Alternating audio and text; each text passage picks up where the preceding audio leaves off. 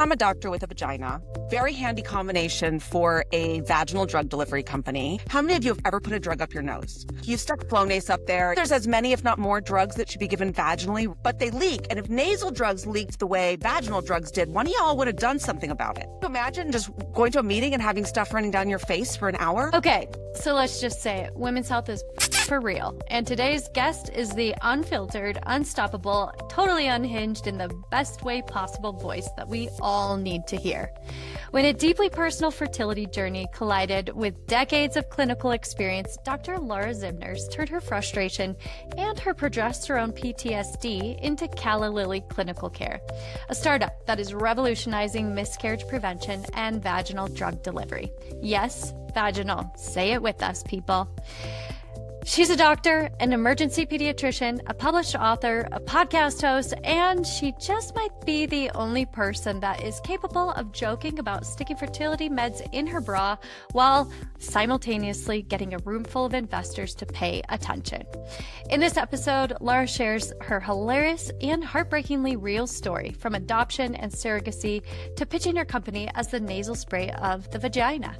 We talk about infertility, rage, funding rejection, starting an MBA at 50, and why laughter just might be the best form of rebellion in this broken system that is healthcare. So grab your coffee, maybe don't just sip it yet, and get ready for an episode that's vulnerable, brilliant, and laugh out loud funny. This is Redefine Her. When a deeply personal fertility journey collided with decades of clinical experience, Dr. Lara Zibners decided to turn her frustration into action. Co-founding Calla Lily Clinical Care, a startup that's daring to bring real, tangible solutions to miscarriage prevention, Dr. Lara is on a mission to change the fertility story for women everywhere. And she's doing it with a whole lot of love and a big dose of humor. Today, we get to talk with Dr. Lara. So thank you so much for being here. Welcome to Redefine Her. And I am grateful to have you. Well, hello, Brenda. I'm delighted to be here, and thank you for getting up so early for me. You're about to be at wine time. Well, wine's not just for breakfast anymore.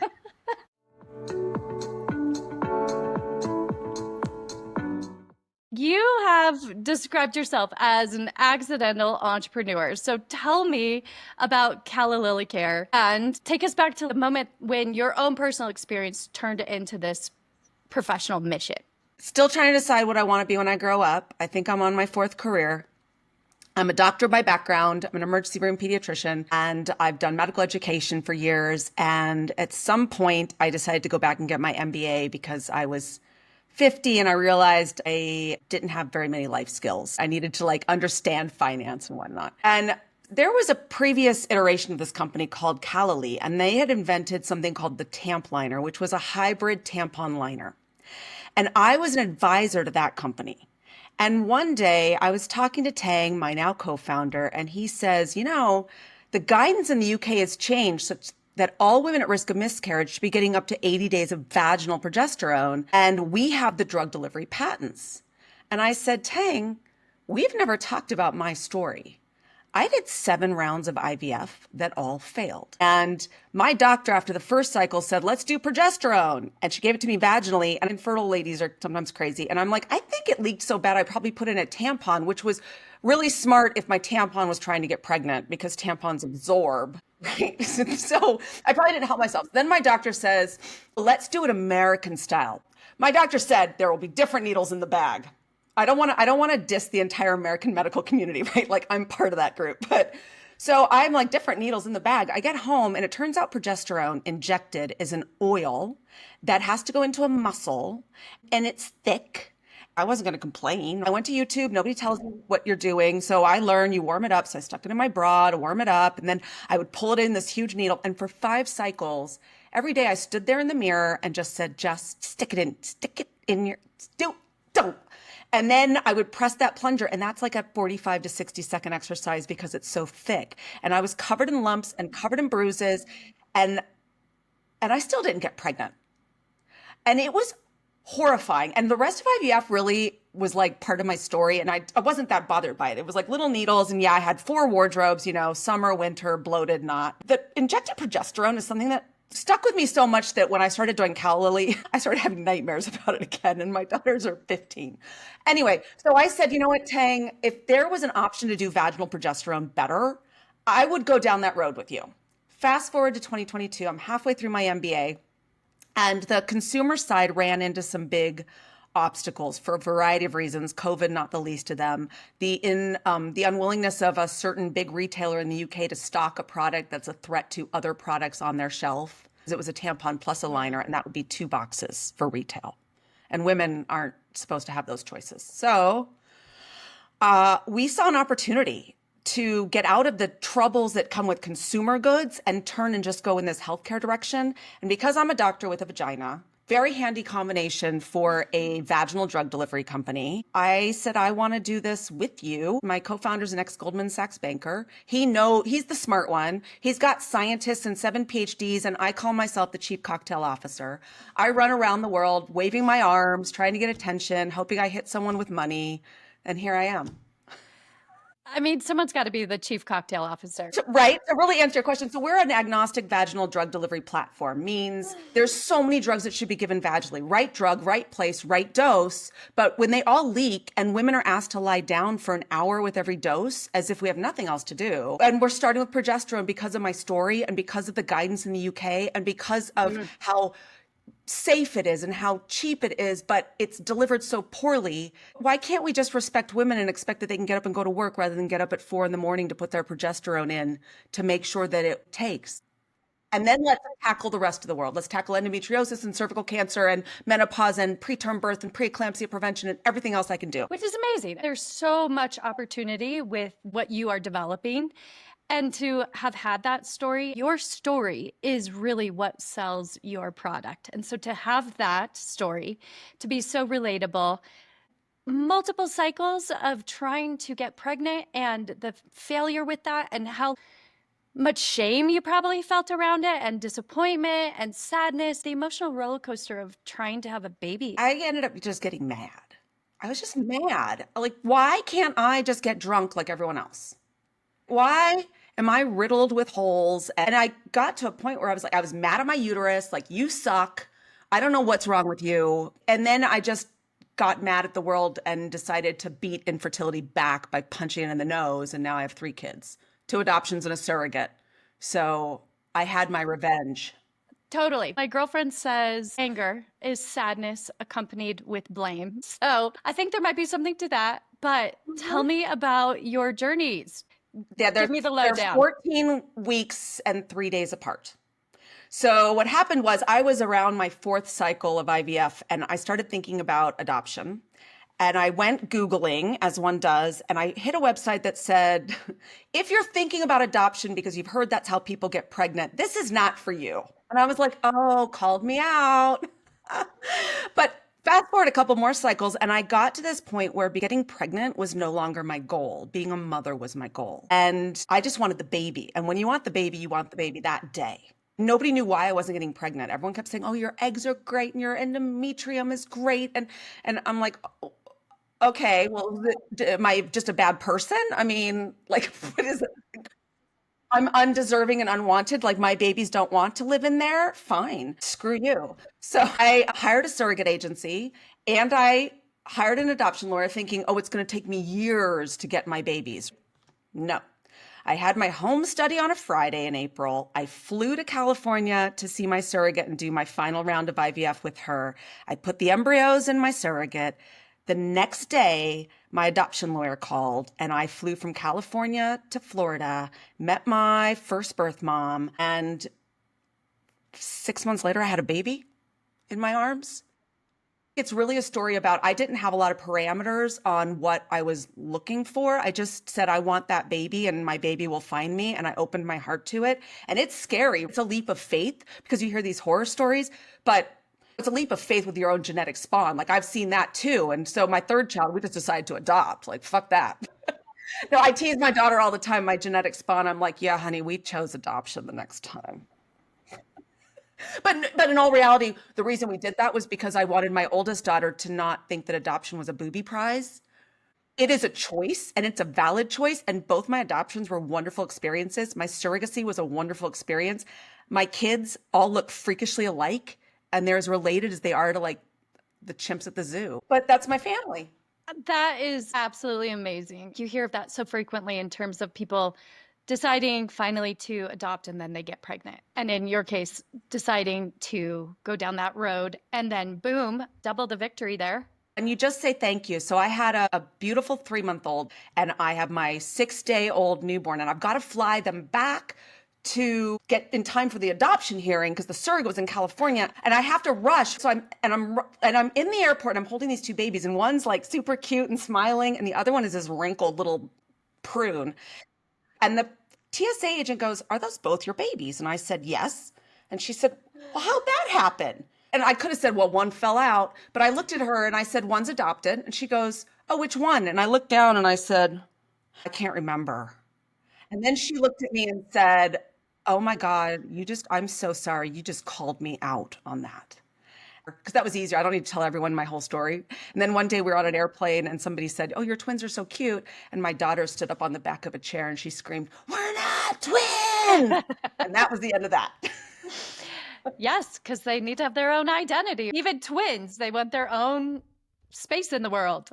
Well, congratulations on that. That is such a great story. And man, is just realizing this system that we live in has not been really built for women at all. Mm-hmm. Do you ever feel like you were trying to like advocate and heal at the same time through this journey? My fertility journey is so long ago that it's only now coming back as something I talk about a lot.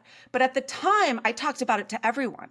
And I found when I started talking, that was my way of dealing with it. It's probably why I don't have as much trauma from it. I'm very much well, this is life and sorry, dig in, and this is what has to be done. So I never thought twice about doing it. But when I would talk to people, everybody had a story. Yeah. Everybody at every dinner party I went to was like, "Oh, I just drove uptown with my husband's sperm in my bra." Why is no one talking about that? Why aren't we sharing our stories? So for me, that was very empowering. And over the years, I have had a number of people put me in touch with somebody thinking of adoption, someone thinking of surrogacy, just to say, you know what, it's going to be okay. And if you want to be a parent, you'll be a parent. I also had friends that were in the middle of an adoption and they went on a ski holiday with me and my kids and they canceled their adoption right in the middle of that week. Like there was blood bouncing on the snow.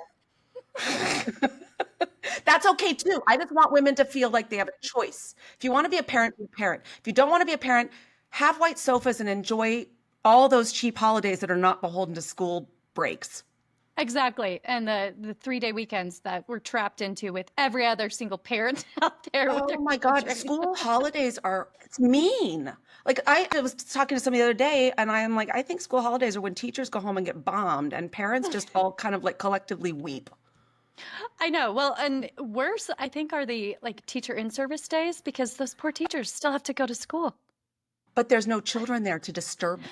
Thank God. I'm sure they have a huge breath of fresh air on those days, I mean, right? the peace and quiet. Seriously. Hi, ladies. Thanks for listening to Redefine Her. I wanted to share something with you about In Women's Health. If you're building, investing in, or working in women's health and want to lead, then the In Women's Health Mini MBA was built just for you. This 6-week, high-impact program gives you a behind-the-scenes understanding of how the industry works. From payers and reimbursement to policy, marketing, regulation, and more, you'll learn directly from industry leaders at companies like Kindbody, Genev, Portfolia, and many more. Whether you're pivoting into women's health or scaling a company within it, this MBA-style experience helps you gain clarity, sharpen your strategy, and connect with a powerful network of operators, clinicians, and investors. Better yet, I've got an affiliate code for you. Visit inwomenshealth.com and use Brenda Armstrong 100 to save $100 and reserve your seat for their next program. You have practiced medicine both in the United States and the UK. What feels broken or invisible in both systems when it came to miscarriage care and fertility support? You're very much left on your own to figure it out and to advocate for yourself. And now we're seeing such a plethora of support apps and we have social media. We didn't have that then. I talked to an N of one, myself in the mirror, and then my fertility doctor, and then my few friends that I knew who had done something about it. There wasn't that network. At least I knew where to start because I am a doctor. But I think that that was what was missing. And then so interesting, I did my infertility in the UK up until my last round I did in the States.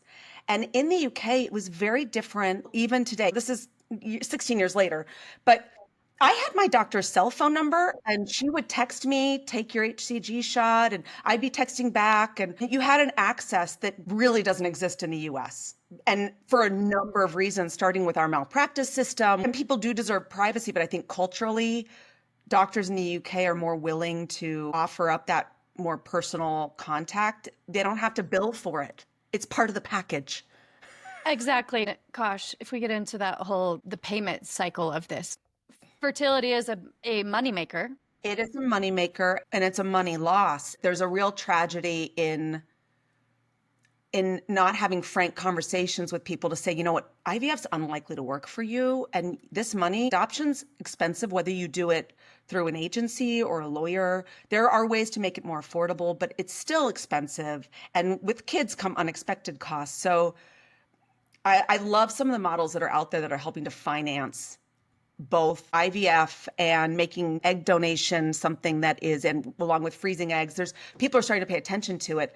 I'm involved with an adoption charity called Help Us Adopt that's based in New York. And their big thing, Becky, their founder, has become a great friend of mine. She's an adoptive mom, but their big thing is just get babies into homes. Don't put so many rules around it. Let's just pay the vendors and get these kids into homes. And I don't care what you look like or who you love, but these children deserve to be somewhere. So that wasn't around when I was a little infertile doctor. Right. And it is amazing to see the progress around this. And at the same time, as you're saying, if you want to be a mom, there are a lot of different ways to go about it. And it's very expensive to go through all of these IVF treatments. If it's not going to work for you, but doctors know, like, how do you make that decision? How do you help patients understand that? We now understand even more, knowing what I know, because now I'm in this women's health space. And so I'm in the ecosystem, and I'm talking to people and I'm learning more. I should have had an endometrial biopsy. Why didn't somebody say, let's do a round of steroids and some antibiotics? Somebody should have looked in there and been like, is this just a hellhole of like alcoholic stones? Like, what's going on? Yeah. And in the United States, you're in and out of there. So not bashing on medicine in the United States by any means, but like, it's so fast. You don't have that one-on-one care. Almost everybody in healthcare is there for the right reason. Nobody goes into medicine to get rich. There's lots of easier ways to make money than dedicating 14 years of higher education to that one pathway, but you don't have time because of the way the system's broken. The incentives are completely misaligned. It's a for-profit business, and it's not just for-profit in the US. It's for-profit in the UK as well. People don't realize there's private medicine and then there's public medicine. And you can get, really good private care, but it's a different set of incentives. Again, it's so complicated. It is so complicated. And absolutely, doctors care about their patients, the insurance companies, and just how payment all works. And private equity in medicine, and then they're cutting costs, and that doesn't save lives. And then, no, it's just such a complicated web of politics and medicine in the United States are intertwined, whether you like it or not. They are, and healthcare is political.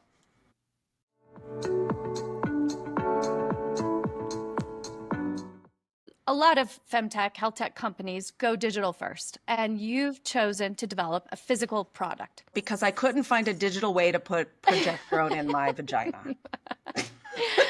Like, how would we do this? Right? I can't figure out how to AI medication into my vagina. Oh my God. It might be coming. Who knows? The robot. I mean, I'd love to see that. So 80% of health tech is digital, and that is cheaper. And your burn a month is whoever's building your software, and you can bootstrap a lot longer, and your overhead is your living room and a box of pizza.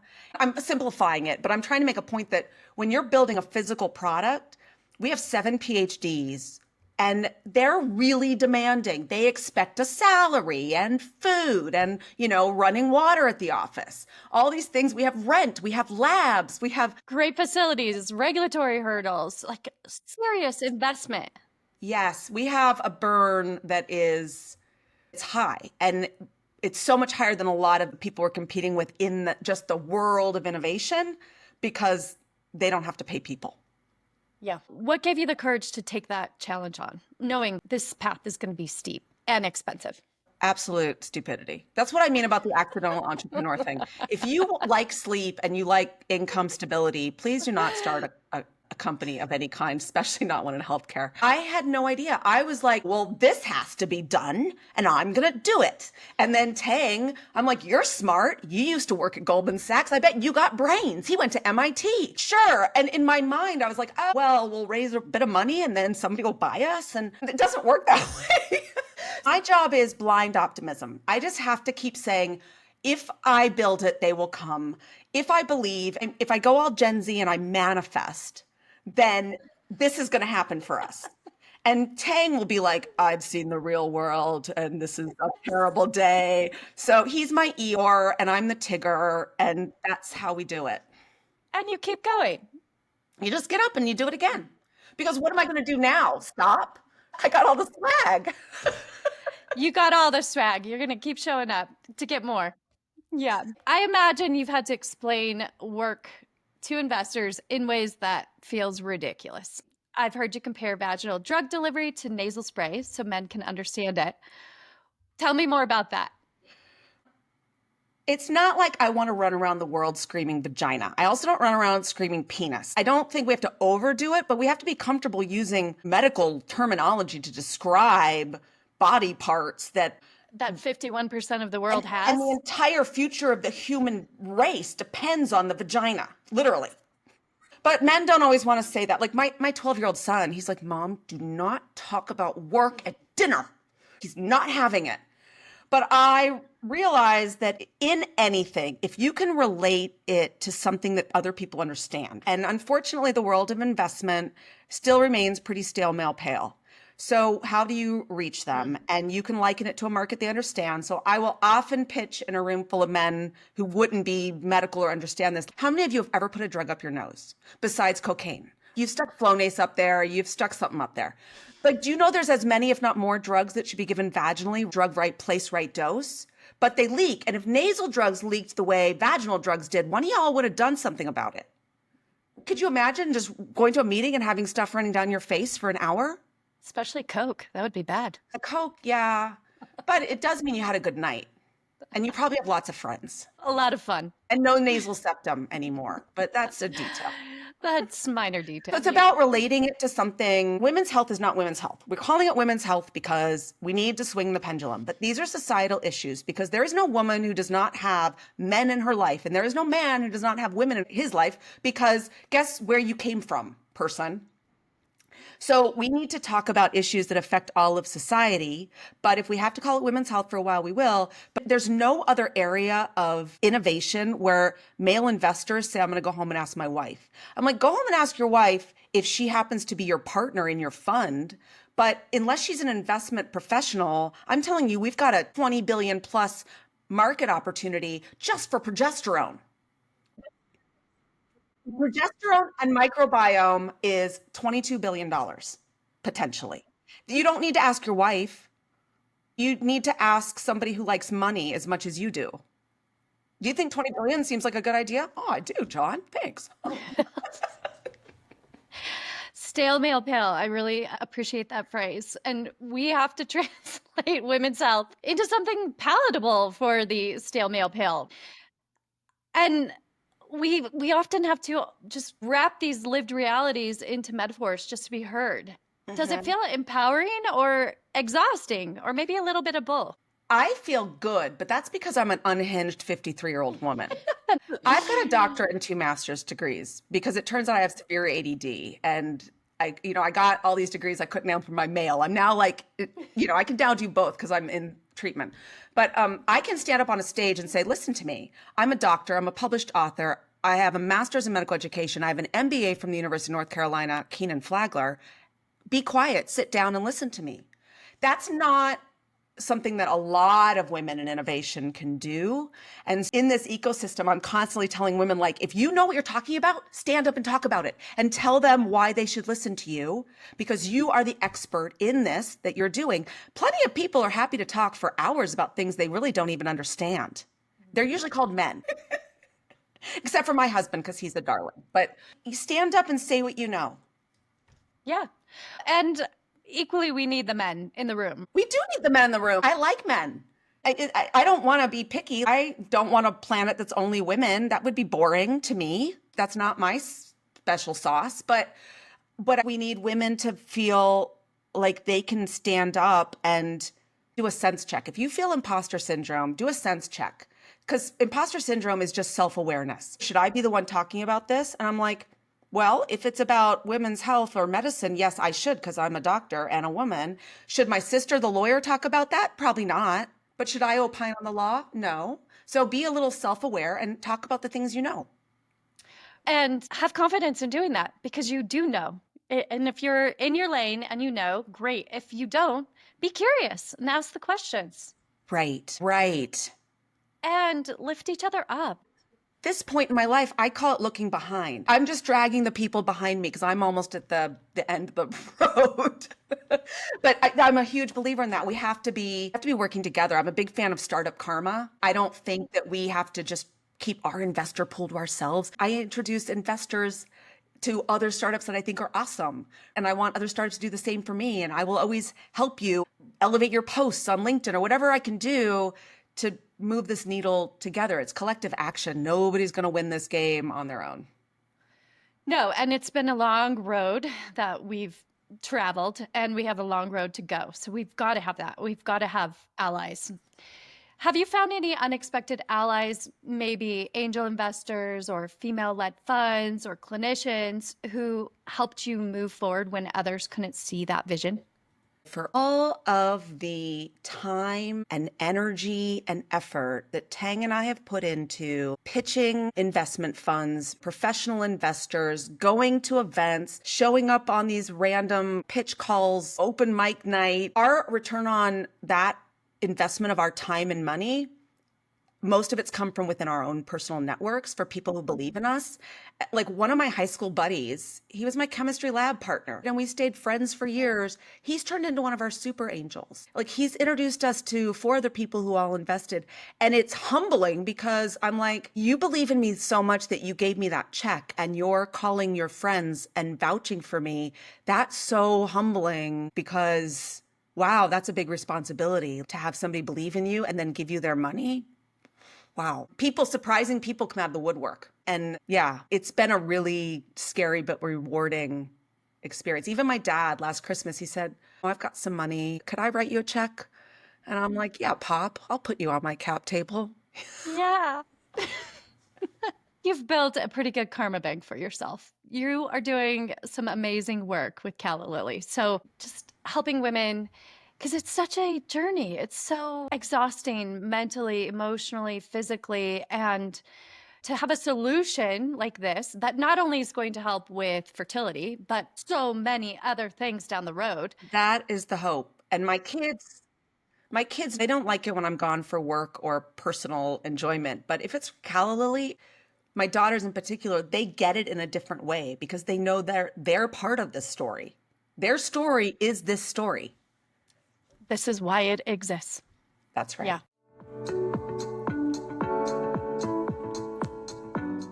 You earned your MBA at 50, right? I finished at the age of 52. Okay, well, who's counting? Who's counting? So at 50, I went back to school. You got it. Okay. In the middle of the night while raising kids. Yep. What did this chapter of your life teach you about risk and reinvention? Part of the story that I don't share a lot. In fact, I don't know that I've ever shared it publicly. So Brenda, here you go. You're exclusive. My decision to go back to school actually came on the tail end of a painful divorce. And I don't talk about that because I don't want people to think I was weak or vulnerable and that's why I changed my life. But I was vulnerable and I divorced someone who had really managed our finances, and I had let myself become the woman that my mother said don't become. Don't let somebody else have a better handle on those important things in your life. But I had, because that was his job. That was his profession. So yes, he managed that stuff. And when I came through the other side of that divorce and I was like, what am I going to do how am I going to take this on? I need to know this. And I was so overwhelmed by the thought of it that I literally said to myself, I was in the shower and I'm like, I have to learn this stuff. I have to learn this stuff. I hate this stuff. Public embarrassment and shaming will force me to learn it. So I'm going to go back to school and get an MBA. And so everyone, all my friends who were like, oh, what are you going to do? They're like, that's overkill. And I'm like, well, that's how I roll. So I started applying to business schools, and at the same time, a few people were like, oh, that's genius. Like a middle-aged woman with an MD, MBA, that's something. Like, you have a career ahead of you with that combination. It was another leap of faith. And I got into Keenan Flagler, which everyone's like, oh, that's a real school. And I'm like, I know. They took me. Who knew? They know. So I started going and I loved it. And all of a sudden it gave me this new purpose because I was 50 something and your body's changing and I've got these kids and I'm trying to figure out life as a single person and I loved it. I loved the camaraderie. I loved the learning. I did not love getting up in the middle of the night. But the couple classes I tried to do on a Saturday afternoon, my son was like under my desk, wrapping himself around my legs. The middle of the night was actually better. It changed my whole outlook. It changed my life. It changed my confidence. It changed my ability to speak. I can now speak confidently with my investment advisor. It really made me just a different person. Talk about redefining. And in the middle of that, I got together with my now husband, who had been a friend of mine for 10 years before we went on that first date that had us engaged about 2 weeks later. Now I'm living a completely new chapter in a life, and everything I did before led up to this. I absolutely love that. I have a guest coming on Redefine Her in a previous episode from when this airs, Behi Shefli, and she's a financial planner. She's in Canada. Absolutely amazing Iranian woman. But we discussed this. A man is not a plan. And your financial situation for all of us is so critical in that you've got to be aware of what you are doing. And when you lose sight of that, and then you come out on the other side of it, like, what in the actual hell have I just done? There's a level of that goes deeper here. Because women are the ones with the vaginas and the babies grow inside the women, for the most part, I outsourced all that. Unfortunately, you do have to stop and go to the hospital or your bathtub or wherever you're going to spit the baby out. And then you have to recover. And then your body's changing. And if we don't have the support for that there's holes in that pipeline for women in their careers where women drop out. So we're more likely to find ourselves not the main breadwinner and not the one really understanding. So we're focused on other stuff. We're focused on our family and children, and not in every family, but in so many relationships. That's the traditional pathway. And unless we radically change that, and I don't know how you do that without also having, and maybe we'll transplant uteruses in the future. I don't think they could handle the pain. There's so much pain associated with being a woman. Come on. And we can't normalize that either. Let's push back at that. That's not just being part of, like, we don't accept that. We demand better solutions. And the beauty of that is there are so many amazing companies that are doing great things for women's health, normalizing all of that. Love that. What do a digital psychiatrist, an AI health coach, and a public health game changer have in common? They're not sci-fi, they're real, and they're redefining care for women today. On Redefine Her, we sit down with the innovators behind Talkiatry, Wave, Joylux, and many more, founders who are flipping the script on women's health with heart, grit, and bold ideas. If you're into big conversations and even bigger missions, hit like, subscribe, and leave a review. Even if it's a love letter or a strongly worded rant, seriously, we read them all. Find Redefine Her wherever you get your podcasts, and come help us rebuild this industry from the inside out. Thanks for listening. Let's keep redefining her. I, too, have had to redefine myself more than once. In fact, like in the middle of another redefining chapter right now, but it's never comfortable. And we have so much to offer and we know it, but still the self-doubt and the worry, it all just creeps in. Do you think women in midlife are sometimes just hitting their stride and no one's paying attention? My mom, I watched a phenomenon happen with her and her friends when they hit 50 something. I was born in 1971. So my mom, at the age of 29, she was part of this generation that almost always stayed home with the kids. Going back to work was the rarity. And they were kowtowing to their husbands, and her makeup was on every evening and dinner was on the stove. And we weren't allowed to bother my dad until he'd gone back to his bedroom and changed and then come back out. And she ran the house and took care of us. And he was not to be bothered if he was a doctor. He was on call. And then I watched her and all of her friends right around the same time. Either her friends' marriages started to fall apart or the dynamics in the relationships completely flipped because they just had enough. They'd had enough. All of a sudden, my mother became someone, and for a while, my sisters and I are like, be nicer to Pop. I mean, Jesus, woman. Because she just became unfiltered. And she was not going to put up with any of it anymore. Maybe that's an extreme example, but I'm seeing it when you reach a certain age, you have more confidence. And that allows you to go out and do different things. Because especially if you've built a career and been successful and now you have a track record. Yeah. And legs to stand on. That's right. Big, wobbly, cellulitic legs. We're in a day and age, we don't really have that option of staying home anymore. So many women through their career, having children, they dip out of work, but they have to usually get back into it because most households cannot afford a single income living anymore. Everything is expensive. Children are expensive. Life is expensive. Being able to redefine yourself, whatever those legs look like, and jumping back into the workforce, getting that MBA might be out of reach for some people, but figuring out a way to really just lean in and build your own confidence and elevate yourself. I love seeing women who are demonstrating that it's an option. And I think we just have to do more of that.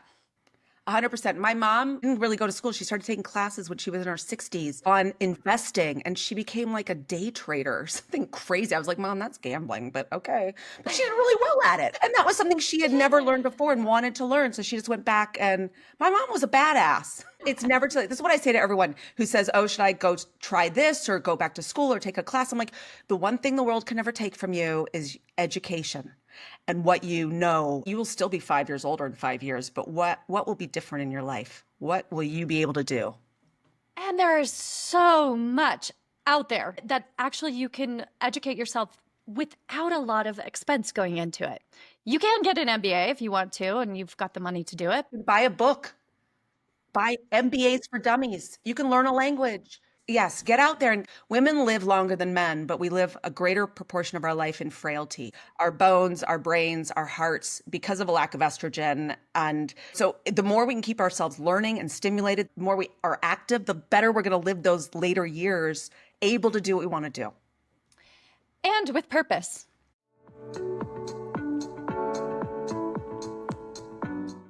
You've said being a middle-aged woman with lots of degrees and education gives you access, but also a huge responsibility to bring others in. As you mentioned earlier, you're pulling people behind you. Who are you mentoring right now, and what excites you about this next generation?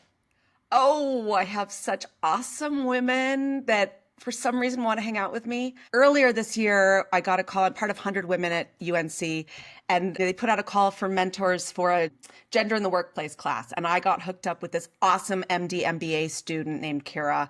And I'm no longer formally her mentor, but we're still staying in touch because she's just awesome. And then I had this woman reach out to me on my website, and she's also a UNC undergrad. So I'm like, heck yeah, if you have the balls to get in touch, and I'll find something for you to do. So she's working with me and my podcast host. And then I went back to my med school at Ohio State, and I said, I want to give something back here because this is where it began for me. And so I've got a second year. She's going into second year med school, Miriam, who is my founder associate for the summer. Those are the three that I've got kind of right now that are still in school, but I've got a posse of women founders, most of whom are younger than me because nobody does this at the age of 50-something.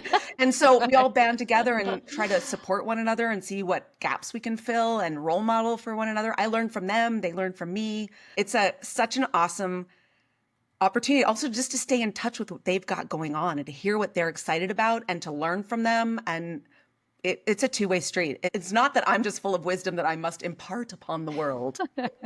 I love that you're receptive to that. But also when you're invited to the table, it's about thinking about who's not there and how do you get them there and how do you elevate them? And It is a big responsibility, but those ladies, I imagine they have a huge amount of respect for you giving them that opportunity as well. Thank you for saying that. It's a privilege to be in a place where people want to spend time and do free labor for you. And it's also a way to pay back all the people who lifted me up. I was actually going to be a cardiologist. I went through pediatrics and I was going to do cardiology. And then I matched in a cardiology program and I changed my mind.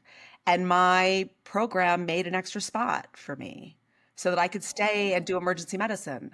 And that decision set me up for everything that went on from there. And it seems like some small little something. It's not. It might just change somebody's life. So do what you can to give people those opportunities. There's obviously a ton of noise, and there is a ton of really good noise out there in the world. Who's someone that is a voice that you wish more people were listening to right now? Besides us? I know. I mean, me. I was at a Maria Shriver event recently where she spoke and she said, this is not the time to give up. This is the time to get louder. This is the time to push harder. We need more voices that are saying, there's so much going on right now. The world feels so scary. We need people to say, we're okay. Take a breath. Let's turn this into an opportunity. Yeah. And I couldn't agree more with that. I just saw something this morning, in fact, and I find myself as an empath and very much a feeler, and the world feels fucking heavy. It is a lot going on, some disturbing, some really frustrating, and we feel a little out of control. And man, I'm very sensitive to all of this that's happening right now. I keep trying to listen to the people who are saying, America is strong and has had crises before. This is not unlike periods of our history where we had real social upheaval. In the 60s, we had violence in the streets. Once again, here we are. We have to keep remembering that in the grand scheme of things, yes, it feels big, and yes, something terrible could happen. But the world works in waves and pendulums swing one way and then the other.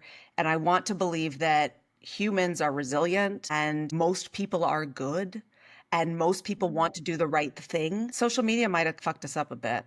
It might have thrown a little glitch into the human plan. But we'll figure that out too, I hope.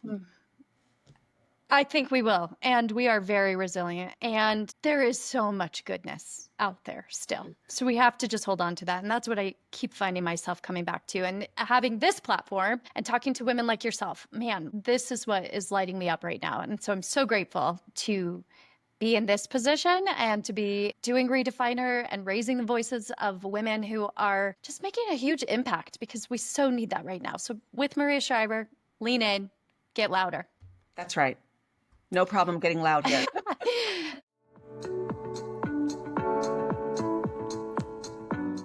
You said you've been a people pleaser. In leadership, especially in healthcare, that's a really tough habit to unlearn. What did saying no first look like for you? I'm still working on it. Oh God, aren't we all? I once moved house rather than fire a cleaning lady. Well, I didn't move house. I told her I was moving house. I probably would have moved house if she had pushed the issue. I just said, oh, we're moving. Can I have the key back? Because I don't want to hurt people's feelings. I've had to really, really work hard on myself to understand that I'm not doing anybody any favors if I don't give them some honest feedback when they really need it. And feedback isn't always negative. Feedback is meant to both retain good behavior and change less than great behavior. That's the educator in me coming out. I'm very involved in trauma training in the UK. I'm the national educator for advanced trauma life support. Hard for me to say I have to fail that person, but I had to come to grips with I'm not serving patients or the credibility of our course if I pass someone who has not met the criteria. So having the ability to turn it around, that has helped me a lot to say, oh, it's not me being mean to somebody. I'm sorry that their feelings are going to get hurt, but we're talking about bigger stakeholders that need to know that the person with that certificate has met the right qualifications. And I'm sorry I upset you, but I'm not helping you to grow and to do the things you need to do if I just say, oh, that was great. Good job. Right. I remember the first time when I had to choose integrity over approval. And my stomach was doing flips. And I was like, this isn't a fairy tale version of leadership. It's awkward and it's hard, but keeping your integrity along with that is never the wrong move. And you had a huge responsibility in making sure those people are trained to do the right thing. And if they're not, they need to know that. I had a good lesson when I was a little doctor. I made a mistake. I wrote an order in a patient's chart that was meant for another patient because they all had the same first name. It's pediatrics and whatever the flavor of the month is. And the mom called it out on rounds and somebody said, oh, sorry. And then I stayed behind and I said, I'm really sorry. It was the middle of the night and I wrote the wrong order in the wrong chart. And it was for the other baby X. And when I caught up to the group, my attending said, where'd you go? And I explained. And his reaction really stuck with me. He was like, that was exactly the right thing to do.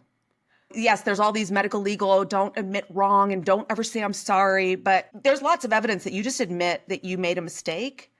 That will save you so many headaches down the road. Oh my gosh. Totally. We all know people who lie and lie and lie, and the lies just get more complicated. And when you could have just told the truth in the first place. It's a full-time job sometimes for these people to keep on track of all their lies. I don't understand it. I'd be exhausted. I'd be like, oh my God. I mean, how many mistresses do you want to have? How do you keep them all? You buy them all the same necklace? I mean, what do you do? Exactly. And how do you keep receipts on all of that? Come on. No, just tell the truth. I watched Days of Our Lives growing up. I was like a 40-year Days of Our Lives watcher. And I said, one thing I learned from daytime television is the truth always comes out. Always. Always. 100%. Right. And saying no doesn't make anyone a bad person either. No, I just said there. And no is a full sentence. Hard stop. Exactly. Period. The end. No means no. Right.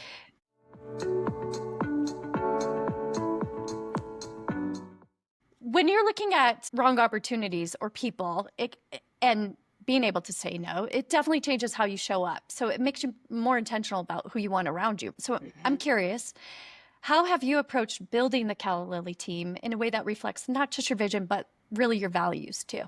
I give huge credit to Tang for having really put together the team we have, because that first year when we restructured, I was finishing business school and I was planning a wedding and I was still trying to figure out what I was doing. And I had no idea what I was doing as co-founder of a healthcare. So I was figuring that out, and he put together a team, but everyone we bring in has to fit with our culture. And our culture is everyone chips in, everyone smiles, there's no backstabbing, there's no gossiping. We're accessible to you. I tell everyone, if you have a concern, WhatsApp me, call me. Like, come over and we'll talk about it. We've had a couple of times where Tang and I have had to make some tough decisions because there was the easy pathway and then there was the harder pathway. And the easy pathway was low risk, but not without risk from an ethical standpoint. Like, we could cut a corner, but we've never done that. Every time we've come to one of these forks in the road where we've had an opportunity to, like, well, we probably could do that and it would probably be okay, we've always said, no, we do it the hard way because we're going to do this right, because we want our company to be untouchable. We don't want anybody to be able to say, you cheated, you lied, you did this, you did that. We'll make mistakes, but we'll own up to them. Right, exactly. In Women's Health Program, there was a founder who had, one of the ladies was sharing about a founder who had the chance to take an investment from someone who had been accused of sexual assault. And it was a lot of money. And she checked her gut and she declined. That goes back to what you're saying, like an ethical decision, doing the right thing. It's never the wrong time. We have a no jerks policy. If you were listening to all this and thinking, boy, I want to give Lara $2 million, I'd be like, call me. But if you also look in the mirror and you're like, I'm not a nice person, don't bother, because we will not take your money. No jerks. Yeah, no jerks. It's just not worth it. It's not worth it. You get in bed with those people and you're never getting out. People will drag you down. And when people are not all that ethical to start with and things start to cave in on them, they will pull everyone down with them as fast as they can. And it happens, and we've seen it time and again.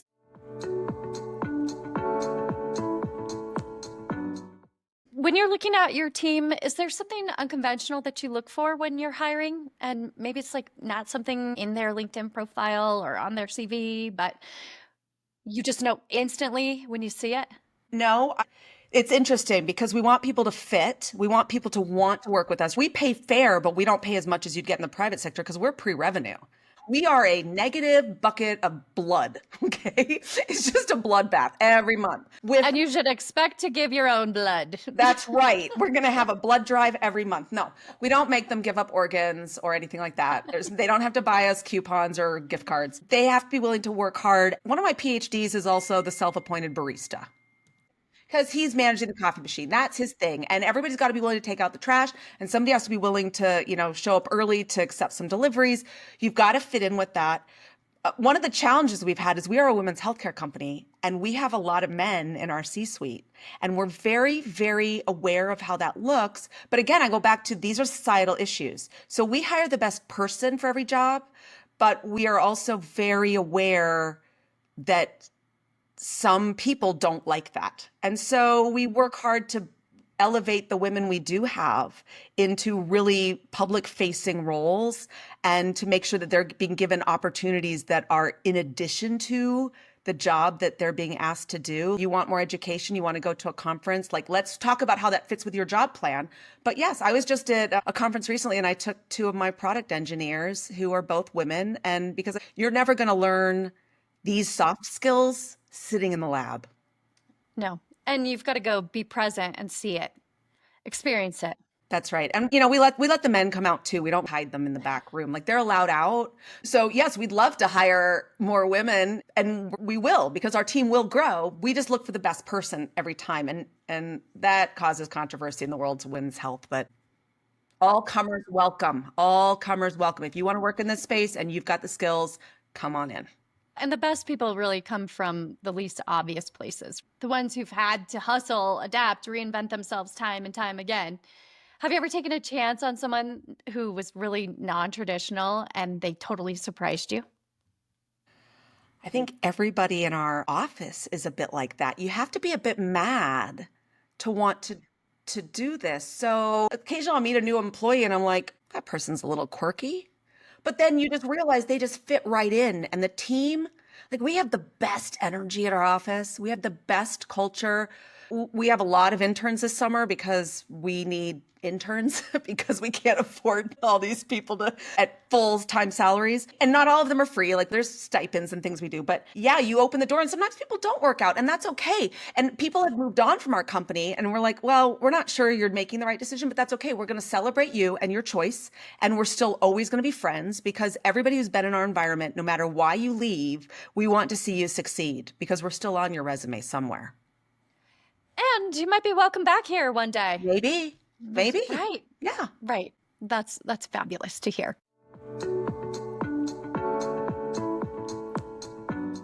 We're going to jump into podcasting. Oh, podcasting. Podcasting. I've got to say, I listened to the last episode and it had me laughing out loud, like spit my food out funny. Seriously, I left you a review and it's like, don't drink coffee while watching this show because you need to be prepared to laugh your ass off. It is really fabulous. I grew up watching ER and Grey's Anatomy and Scrubs and The Pit. And when Dr. Brown started unpacking the drama and the glorification of emergency medicine, it just really hit me. Like, why do you think TV and now podcasts do such a good job of showing and shaping up how we feel about healthcare? Even when really these TV dramas might be getting a lot wrong. They get so much wrong. It's hilarious. I once did a talk, like, what if we just forgot medical school and just watched TV and movies? And I put clips of films that there was one where they drag her out of the water and she's soaking wet and they're electrocuting her, but she's in asystole. Like for anyone who knows anything about medicine, there's nothing right about that. You don't electrocute anyone in asystole. And you certainly don't electrocute a wet person while you're also in the pile of water with them. And then she came back to life. Yeah, no, a lot gets wrong. A lot gets done right in some of the good shows. I learned so much from ER when I was a little medical student. I considered that studying. That wasn't taking a break. That was going to learn something really helpful. It came in really handy a lot. George Clooney was definitely easy on the eyes too. So there's that. He's a nice looking man. Yeah. Yeah. They all were. That was such a great show. My husband and I are rewatching the whole series just because and the West Wing, because we like to pretend that Martin Sheen's actually the president of the United States. But, you know, for another day. That's another episode. Um, it's better than watching the news.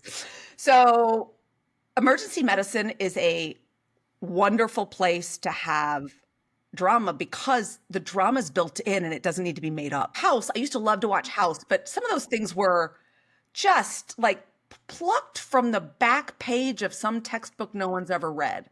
Or like, yeah, I'm sure somebody had that once, but none of us have ever seen it. There's a saying in medicine, if you hear hoofbeats, expect horses, don't look for the zebras. And so, common things being common, but in emergency medicine, every shift has something that you're like, well, I was not expecting that today. What made you decide to really mix in comedy with the clinical insights in a space that feels so buttoned up? That makes it sound like I'm consciously trying to be funny. I'm sorry, Brenda, this is just my inherent skill set. No, so the origin of this podcast is Adam was my professor at business school. He's a professor at UNC. He's a ER doc who went and got his MBA and has a healthcare advisory company. He was my professor, and then we became friends, and he's been helping me a lot with my own brand building because he's great with marketing. And then we were having boozy brunch in January on a Sunday. And I was like, Adam, we are fucking hilarious. We should do a podcast. And he's like, well, we can't just get out there and like talk. I'm like, I'll just talk about whatever. He's like, no, it has to have some substance. So we said, okay, here we are. We're both doctors with business degrees. We speak two languages. We understand healthcare. We've worked in it. We understand it from different angles. We understand some of the complications with business and the misaligned incentives. Let's do something that's educational and bring in people from every aspect. The investors, the healthcare systems, the pharmacy issues, the government issues, the politics of it, the physician burnout. And we decided to do it with a little bit of snark. So we decided to call it Unstable Vitals because healthcare is unstable and so are we. And he's like, we can't be insane, but we can be moderately unstable. Because ER docs in general, emergency medicine has the highest rate of doctors with ADD. When I was trying to decide what I wanted to be when I grew up, somebody said, well, do you really want to be the best doctor for the first 15 minutes of someone's problem and never see him again? And I was like, that is exactly what I've been looking for. That checks all my boxes. I don't want to be talking about like your chronic care. I don't want to be working out like your feed. I want to get in there, fix it, get out. So thank you for saying we're funny. It's just a byproduct of us talking about the things we've seen, the things we do, and we have great chemistry together. We just have fun, and I think that comes across in the podcast. And the laughs I've had in my professional career, because that seems emergency medicine attracts people who have really sick senses of humor. Yeah. ER docs that I know, they're all also so extreme. In a way, you've got to figure that part out because the shit you see every day is so intense. And so on the flip side of it all, you also have to laugh. You have to laugh. Emergency department teams are like nowhere else in the hospital because you laugh together, you cry together, and you really become a cohesive unit. And you have to find the joy and the humor in whatever you can, because the stuff you see that's bad is so bad. And you're not expecting it. Like if you're expecting your patient to die and then you're with them and then, a few weeks later, that's, sad and hard, but you had the privilege of helping make that as easy a transition as possible for that person. We don't have a warning. We don't have a relationship with that family. And all of a sudden we're handed a situation that we have to manage. And sometimes it doesn't work out and we have to manage that. And it's hard. It's traumatic. So hard. Yeah. I'm pursuing working with our Southwest ReTech group here where I live in Southern Colorado to teach yoga to first responders and emergency room doctors. And not only the care providers, but also dispatch and people who take those first calls. It's such an intense environment and it doesn't always get processed. And ER docs, very tough. They see the worst stuff ever, but we also have to process it and move it through, or else there's trauma that just sticks with you. I was pitching on stage the other day and it was a big deal and I was nervous about it. And I held it together on the stage, but the minute I came off, I turned bright red and got really sweaty.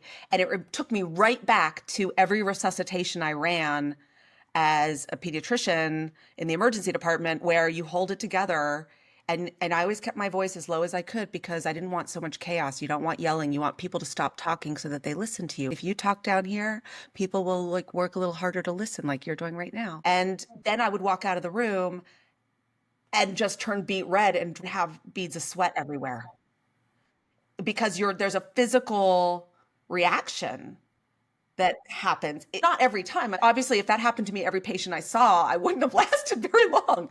But in the really, really bad situations where you were under enormous pressure, you have to walk out and be like, okay, I just need to go take a lap. Yeah. And cry it out, sweat it out, whatever it is. Or you talk about it and then you have a meeting a few days later to talk about it with the whole group. And at the end of every day where we had a death, I would make sure I touched base with everyone on the team just to be like, are you okay? And do you understand why that turned out the way it did? Do you have any questions? I don't want anyone going home and saying to their spouse, oh, you know, that Dr. Zibners, she pulled the plug on that perfectly healthy baby. That wouldn't look good. That would not look good. No. I don't think that you need the guts. I think you've got them. But what are these things that you're going to use this platform to say? Years in medicine, now doing Calla Lily. What topics are you going to give airtime on unstable vitals?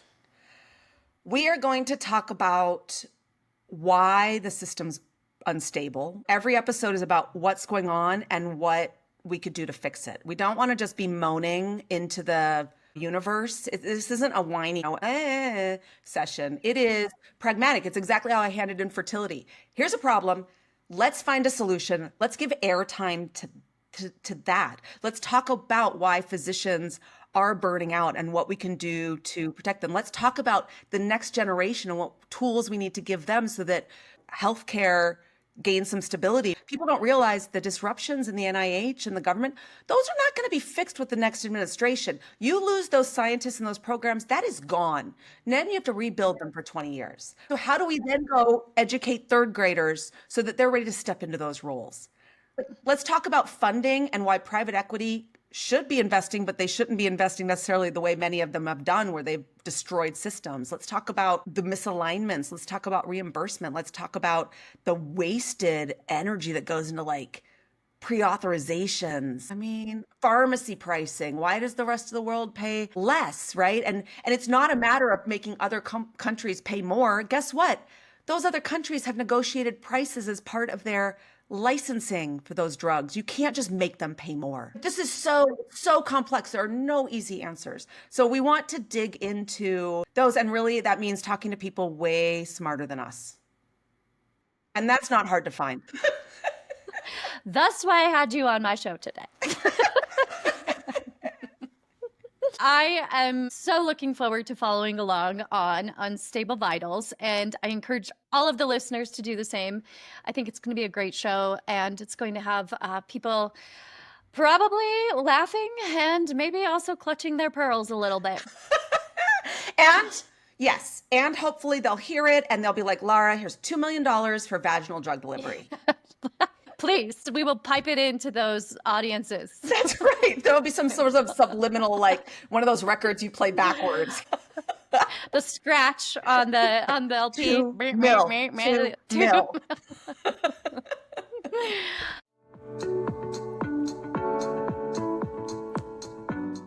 If we fast forward 10 years back to Calla Lily, how do you feel like it is going to have redefined miscarriage care?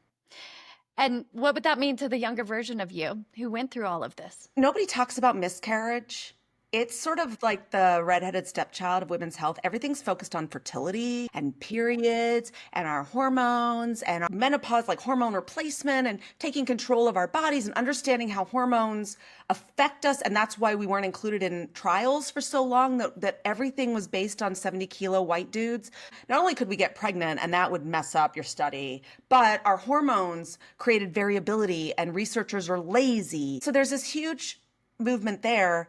I think there's still areas within women's health, as much as some areas are getting so much airtime, there's areas like miscarriage that don't get the same airtime. Where's the support for women who have had pregnancy losses? Why do we tell people not to talk about being pregnant until they're 12 weeks, as if that suddenly makes your miscarriage less traumatic if you miscarry at 10 weeks versus 13? We are in the UK starting as a miscarriage prevention drug device, because the guidance in the UK is every woman at risk of miscarriage gets up to 80 days of vaginal progesterone. That's national guidance in Australia and Ireland. It is what's used off label globally for luteal phase support for women anyone doing, for the most part, assisted reproduction, but recurrent miscarriage patients. There's a proportion of them that really would benefit from vaginal progesterone to support that early pregnancy and let that little critter and its bits and bobs take root.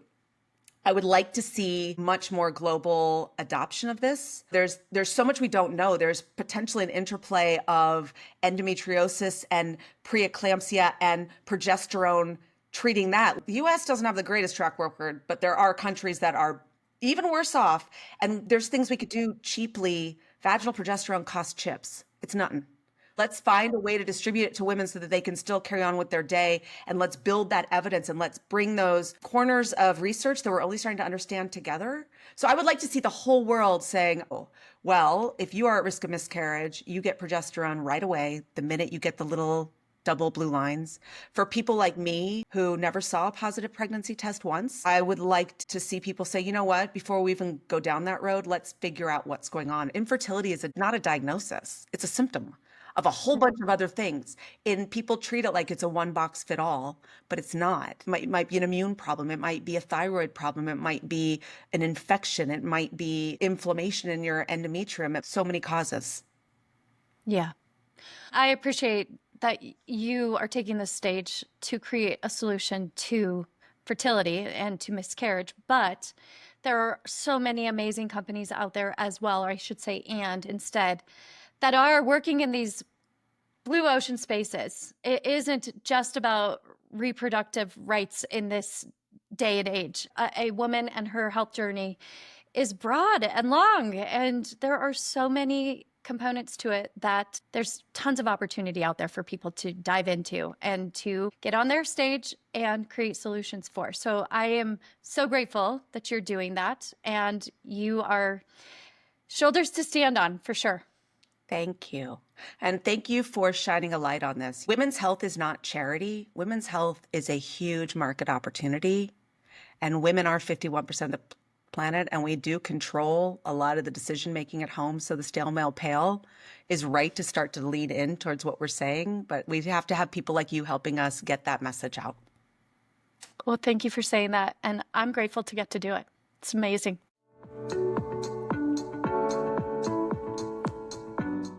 My last question for you is if you could whisper one piece of advice into the ear of the next guest of the show, or someone listening, or someone out there who's like, I really want to do this, but I can't.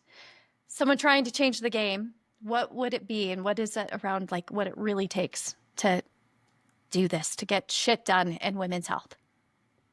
I'm only allowed one word, right?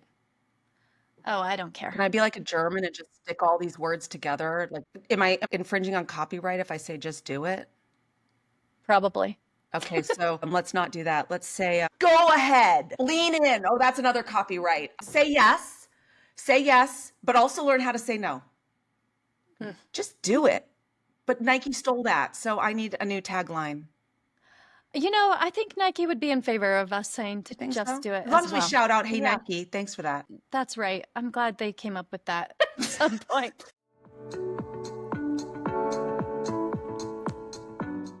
This has been an absolutely amazing conversation. I appreciate you so much. And again, Unstable Vitals, tune in, people. You're going to love it. And again, Dr. Lara, thank you for being here. Thank you for having me. $2 million. Right? To Calla Lily. They'll take it. That's right. Thank you, Brenda. Thank you. That's it for today's episode. And honestly, I could have kept laughing and learning with Dr. Lara Zibners for hours. If you haven't already, you have to go check out her podcast, Unstable Vitals, with Dr. Adam Brown. It's smart, hilarious, and exactly the kind of honesty that healthcare needs right now. I so appreciate Lara showing up with her whole self today. She's the doctor, the founder, the mom, the myth, the progesterone-powered legend, and I'm so glad that she's redefining women's health. One drip, one joke, and one dose of real talk talk at a time. Be sure to check them out at www.callalily, and that is www.calali.ly.